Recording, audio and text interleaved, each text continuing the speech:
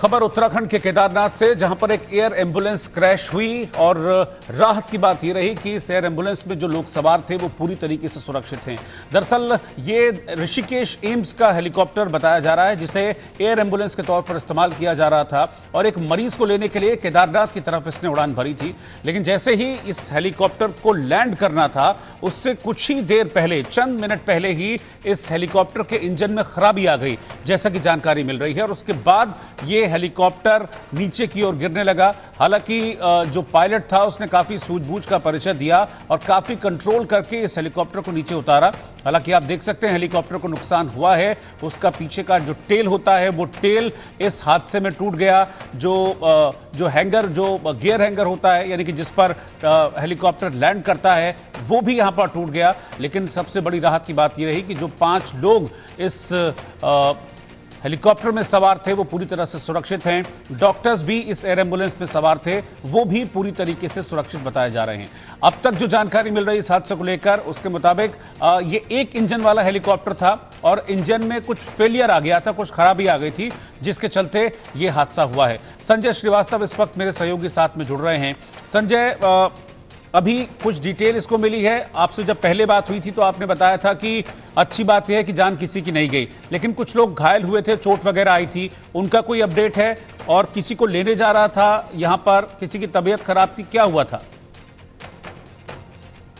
है दो महत्वपूर्ण विषय है। एक तो चारधाम यात्रा चल रही है और दूसरे पूरे देश को ये इंतजार था कि एम्स ऋषिकेश से जो ये एयर एम्बुलेंस शुरू हुआ है उसकी सेवा कैसी होगी। और पहले झटके में ही अगर इस तरह की घटना हुई है तो ये जो एम्स से एम्बुलेंस की सेवा थी वो भी प्रभावित होगी। चारधाम यात्रा तो प्रभावित होगी, लेकिन कहते हैं ना कि उस भगवान की जो कृपा थी उससे कोई कैजुअलिटी नहीं हुई।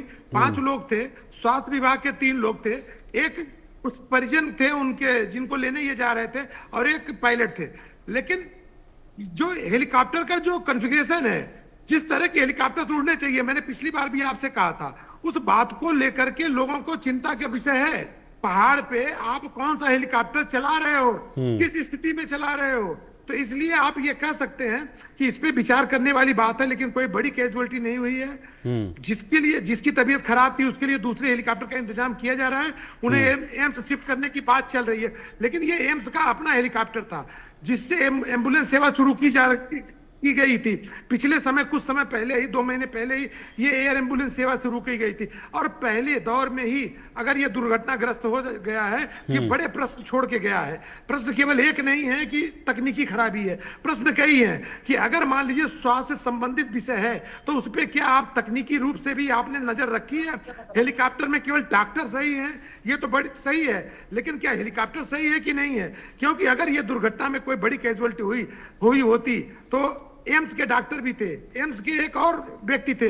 ये बड़ी बात है, इस पे जांच का भी विषय हो सकता है। अभी तक तो कोई आदेश नहीं आया है, लेकिन ये जांच होनी चाहिए कि किस नियम के तहत उड़ा, किस कॉन्फ़िगरेशन का हेलीकॉप्टर उड़ा, और अगर ये घटना घटी है तो उस घटना के पीछे क्या है। जी बिल्कुल, शुक्रिया संजय श्रीवास्तव आपका इस जानकारी के लिए। तो अब बहुत सारे सवाल इस घटना के बाद यहाँ पर उठ रहे हैं इस हेलीकॉप्टर को लेकर। किस तरीके से जो नई सर्विसेज शुरू की जाती हैं उसमें क्या एक ऐसा हेलीकॉप्टर भेज दिया गया जिसकी ठीक तरीके से टेक्निकल जांच नहीं की गई थी? ये बहुत सारे सवाल हैं जिसका जवाब अब